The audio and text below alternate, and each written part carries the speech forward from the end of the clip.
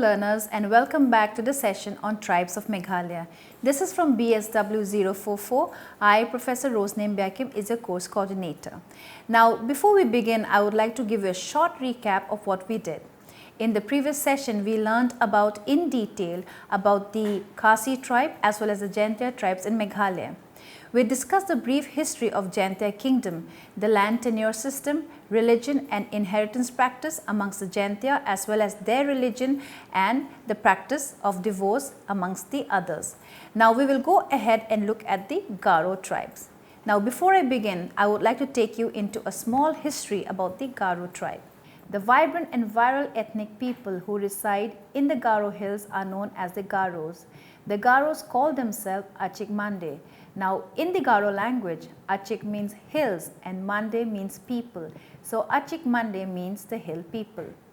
In the prehistoric times, there was a great influx to Burma through Assam from western China via Tibet. Perhaps the ancestors of Garos were in that conglomeration. Then, in about 400 AD or still earlier, they had to leave the Irrawaddy and Chinwin valleys in Burma for Assam, being driven out by some stronger tribes. Now, perhaps during the course of the journey from Burma to Assam, the Garos picked up some of the customs and practices of the tribes residing there, like headhunting and the practice of tethering an ox with a Y-shaped pole before sacrifice. Now, headhunting practice were also found among the Garos. This headhunting practice is also found among different tribal groups in the different northeast state. Now, Garos bear more resemblance to the Kacharis and the Nagas who descended from the great Bodo race which migrated from western China via Tibet to Burma. If 100 words are picked up at random from the Kachari language and Garo vocabulary, 50% of the words will be found identical. In appearance too, both the tribes shows undistinguishable similarities. There is a good deal of resemblance of the Garo language with the language of the Tibetans. The language of the Garos is simple and there are no articles and no gender distinction in nouns denoting inanimate objects. Like the Tibetans, the Garo revere the gong. They also attach great value to the yak's tail. In fact, the Garos have their own word for the yak, which is machik or tibot ni machu, that is tibot cow. Hence, it is generally believed that the Garos are actually Tibeto-Burmese. Now, let us go and understand the land system among the Garo. The lands in Garo hills consist of revenue areas and non-revenue areas. The revenue areas are the plain areas of Garo hills and the non-revenue areas are the king lands of Garo hills. The revenue areas of plain areas are directly under the management and administration of district council in matters of settlement of land to any of the individuals for cultivation, etc. The hill areas of Garo hills are the A king lands which belongs to the A king Nokma, that is the headman of particular clan. The entire A king lands are managed by the A king Nokma, who is the guardian and custodian of a particular clan or motherhood. The district council do not have direct control over the A king lands. A king lands belong to the particular motherhood whose head is a female.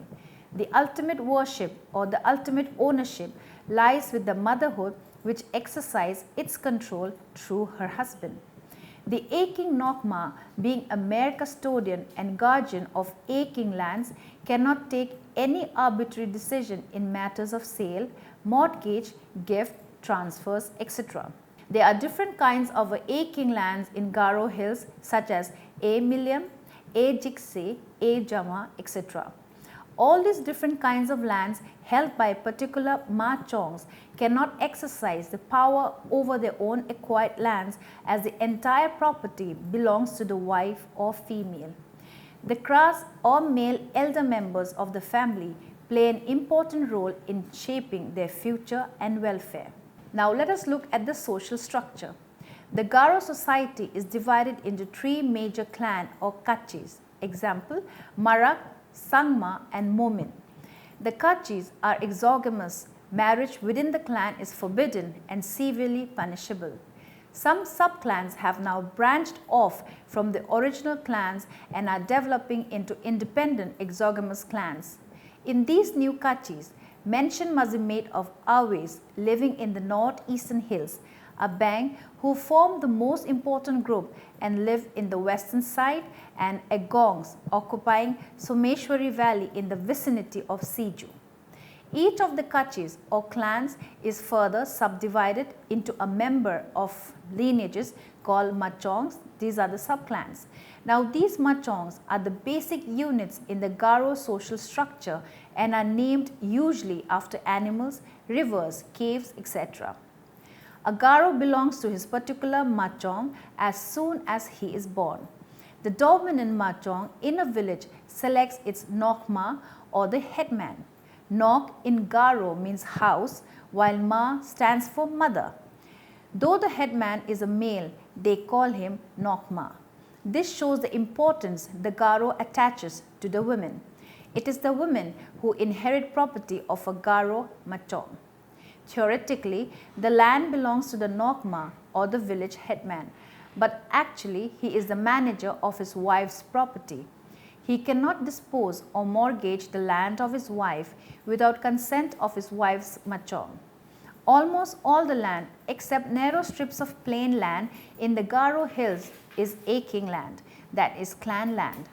The clan allots land to the Nokma, which is managed by the Nokma. In the Garo hills, there are the Nokmas who, with the help of Lashkars, administered the village community. Lashkars are appointed by the Nokmas. Land belongs to the Nokmas, but only in name. Anyone can cultivate any land as per the sanction of the Nokmas. The Nokmas have, however, to obtain permission of his wife's machong. Now, after having read about the land system, let us go and understand the religious belief. Almost all the Garos are now Christians. Before that, the religion of the Garos was a mixture of pantheism and Hinduism. The poetic verses, stories in folklore which are sung or recited by the priests, elders and other Garos on various occasions contain in them the sources and roots of their religious beliefs and instincts. Chanting to celebrate the building of a house all reflect the animistic religions of the Garos who believe in a multitude of benevolent and malevolent spirit. By benevolent spirit, we mean the good spirit, and malevolent spirit, we indicate the bad spirit. Now, the Garos have great reverence for ancestors and the deceased, but no worship is done, though they look for their incarnation after a period of sojourn at spirit land. In all religious ceremonies, sacrifices were essential for the propitiation of the spirits. They have to be invoked for births, marriages, deaths, illness, besides for the good crops and welfare of the community and for protection from destructions and dangers. Inheritance. Now let us look at the inheritance practice among the Garos. Among the Garos, only a daughter can inherit the property. In the Garo society, selection of the heiress or Nokna depends on the wishes of the parents. The parents choose the best daughter, who is usually, though not always, the youngest one. In case of any differences between the spouse, the opinion of the wife prevails because the Garo society is basically matrilineal. Generally, the youngest daughter is selected, Nokna, because usually she is more attached, dutiful, obedient to the parents and more likely to survive the other daughters because she is the youngest. However, in case the youngest daughter is not surviving or for any other reason, the parents can select any other daughter, but only one. Property is never shared and it is retained always with the machong. Property once owned in motherhood cannot pass out of it. A woman's children are all of her machong, and since property may never pass out of it, if a son marries another clan woman and his children would be their mothers, the daughter must therefore inherit and her daughters after her. And in the case of no children, to another woman of the clan duly appointed by its members. After marriage, the son-in-law lives in his wife's parents' house and becomes the Nokron or representative of his father-in-law. During the lifetime, a woman's husband can fully use her property with complete authority, but cannot will it away. However, matriarchy in the strictest sense of the word is not part of Garo law. The woman simply acts as a vehicle for inheritance of property from generation to generation. Although a man cannot inherit property, his machong has the right to control what his wife brings him. In the event of death, he may choose a male member of his clan, a nokrom, to present him, who is not an heir but is a channel through which the husband's motherhood maintains control over the wife's property.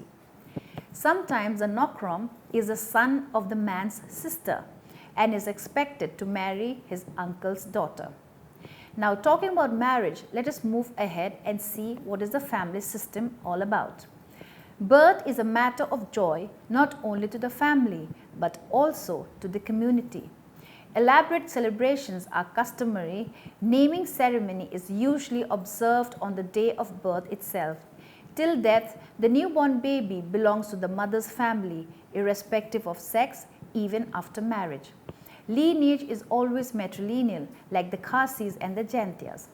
Except among the Nayars in Kerala, this system is not found anywhere in the country. It is unique among the Meghalayans. Now, marriage within the clan, as already stated, is completely banned and severely punishable. The Garos do not abhor free mixing.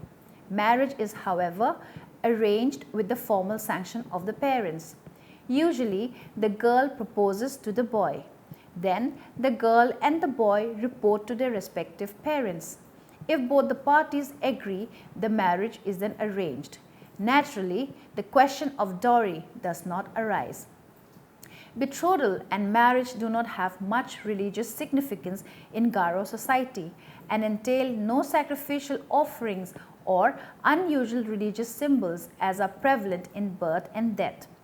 The priest only consults omens to ascertain whether the couple will be happy and prosperous. Like other hill tribe, there is adoption system among the Garos. Parents can adopt a boy or a girl, not necessary for inheritance. Divorce is easily obtainable with mutual consent. The community does not object in case of mutual consent, but it is accepted only on payment of a penalty to the community. In case of adultery, however, mutual consent is not necessary. Now, mutual consent is not also required in case of infertility. Divorce is permitted when the husband and wife mutually consent to separate, when either one is guilty of adultery, or when either one of them refuse to work for the household. The separation case is heard by village elders and actual divorce takes place in a ceremony called Blokskidena, held in front of an assembly of villages. Husband and wife pick up handfuls of dust and swear by main, the earth, to have no dealings with and to claim nothing from each other. After the oath, the priest takes a sword or chopper or spear, strikes a tree with the weapon and call upon it as a son of the earth to stand witness. The weapon used belongs to the man and becomes the property of the priest. Death of a person is not only a loss to the family, but it is also mourned by the entire community. Elaborate rituals are held. Before embracing Christianity, they used to cremate the dead body in presence of all relations of the deceased. Nowadays, according to Christian practice, the body is buried. Cremation or burial expenses are borne by the relatives of the female clan. Wooden kimas resembling the body of the dead is placed in front of the house in memory of the deceased. Now let us look at the houses the Garos built. The Garos live in houses built on piles, usually on a steep incline. The floor covering is a layer of rough bamboo matting. The roof is usually thickly thatched with grass or with bamboo leaves. The houses are generally long and narrow with no side windows. The house has three principal parts, the first one being called the nokra and holds the pestle dry firewood stacks. 2 or 3 steps lead to the main living room known as the nogangchi, And the last room, Nokdring or Dun, is a master bedroom. The bachelor's house called Nokpante, which is found in every village, are very big and built on such higher platforms which necessitate climbing notched logs of wood serving as staircases. Garo houses are usually very sparsely furnished. Utensils usually consist of cooking pots, larger vessels for brewing liquor, and the pestle and mortar for rice husking. Cooking pots are earthen. Fresh plantain leaves serve as plates and are replenished daily. A single large cane leaf called rejak is used to ward off the rain. Now, having talked about the kitchen and the house, let us look at the food the Garos consume. The Garos have no inhibitions about food. They are a true carnivorous.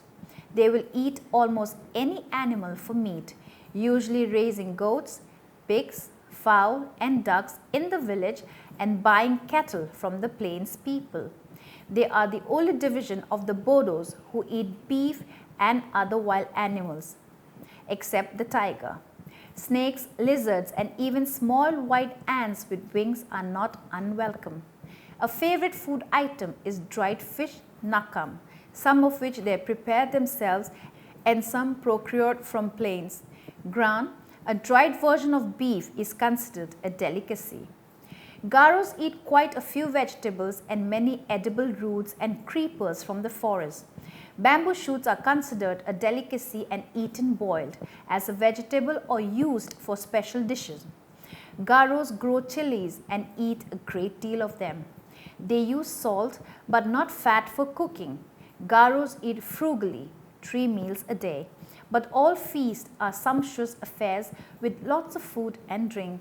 In all religious ceremonies, the Garos eat, drink and dance to the accompaniment of music by buffalo horn, singas, bamboo flutes, drums, gongs and cymbals.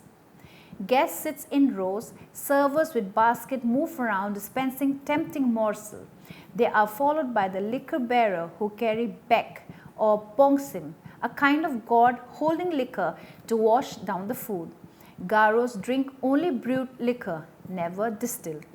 Now, liquor making is a duty of women of a Garo household. Now, talking about the women, let us look at the dress. Original Garo dress is quite primitive. Men wear a strip of blue cotton cloth, women with red lines down the front, between the legs and tucked into the folds in the back and sometimes hanging in a little apron in front, decorated at the fringes with white conch or the shell beads. The head covering or turban is usually blue or white cloth. For important occasions, it is made of red Assamese silk with ornamented fringes. The pagri never covers the top of the head but is worn around the head from the eyebrows upward. In winter, a cotton cloth or blanket thrown around the shoulders completes the man's attire. Garo women fashion a petticoat, like wrap around the waist using a piece of cloth about 18 inches wide. The numbers could vary. 2 strings of the same material fasten it at the top, leaving a slit open on the thigh. This garment is called a raking. On the shoulders, Garo women wear a shawl of blue and white cotton. In modern times, however, Western style clothing has become common among the Garos. On all festive occasions, the Garos, irrespective of sex, wear headdresses with rows of beads stuck with feather or hornbill. Males and females both wear bangles and earrings. During festive or other occasions such as dancing, Garo women wear marang jasku, a dress made of dyed Assamese silk which seems to acquire value with age. It is draped around the body, passing under the right arm and tied in a knot on the left shoulder. Now, the usual petticoat is underneath. During dance ceremonies, men sometimes wear the pandra, a black cloth reaching to the waist, worn around the body, under the arms and laced across with white cotton. Now let us look at the traditional ornaments. Garo men wear 2 kinds of brass rings in their ears. The first in the lobe of the ear, thin brass wire hoops, sometimes 30 to 40 in each ear. Now, in the upper part of the ear, they wear a small plain brass ring, sometimes embellished with the small plain brass dices and a string of beads which end in semicircular pieces of brass, silver or crystal. Silver bangles are also worn, though they may be external influences. Some very heavy brass ornaments are worn on the wrist during festival. Necklaces grace men and women and are usually long barrel-shaped beads of cornelian or red glass. A rare ornament is the codicil, a band of cloth covered with brass studs and worn around the forehead. Women, like their men, wear brass rings in their ear, but of much larger size, ranging from 2 to 4 inches in diameter. These heavy shishas are worn sometimes up to 50 a year, which distend the earlobes and finally split them.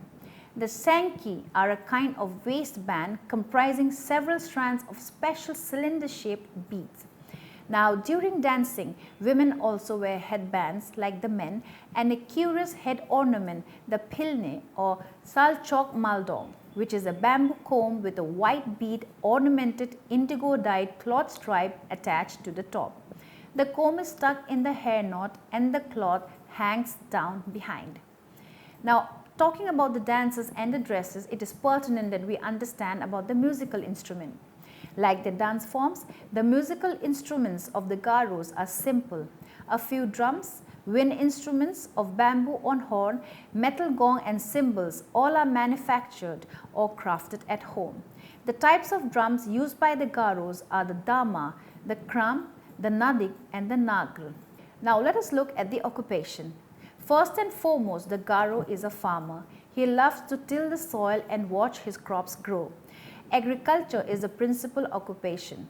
Trading is restricted to bartering his produce in the marketplace. Now, in currency though, some do trade in their favorite white beads, daos or choppers, sword, clothes, timber and bamboo. Industry includes blacksmithing and weaving. Every housewife has a rough loom. Now, the Garos, like the Khasis and the Jaintias, also play games. The Garos have few traditional games and they have several trials of strength which are performed by the youths of the Nokpante in a Garo village. Among games practiced by Garos, the most important are the Wapong Kala, I hope I've pronounced it correctly, a kind of cockfighting in which contestants sit opposite each other on the ground, grasping a short piece of bamboo and proceed to try and tug the other off the ground. The Gogripa or Chagripa is a wrestling match fought on the lines of a bear fight. The Su is a large round bean and is a poor imitation of marbles. The Jakol Kala is a kind of rounders, the homes being small round holes. No ball is used and participants race from one home to another while others try to intercept them. Now let us look at the festival. The Wangala or the 100 Drum Festival is the most important festival. It is the last but not the least of the ceremonies of the agricultural year. This is a harvest festival held in honor of Saljang, the sun god of fertility. The festival marks the end of a period of toil in the fields, bringing a good yield of crops. It is a thanksgiving ceremony. For days the people relax and rejoice. The hills and valleys resound with a distinctive beat of drums. The atmosphere is charged with cheers everywhere. Now, before I end the session, let us sum up the session about the tribes of Meghalaya. The session has provided an account of the tribes of Meghalaya, their names, their manners and customs, their religious beliefs, their origin, their land system, their matrilineal system and their social life. The coming of the Welsh missionaries brought about significant changes in their value system, beliefs, speech, etiquettes, food habits, lifestyle and most importantly in the field of health, education and economic condition. With this, I end my session on the tribes of Meghalaya. I hope you all had a nice time. Thank you.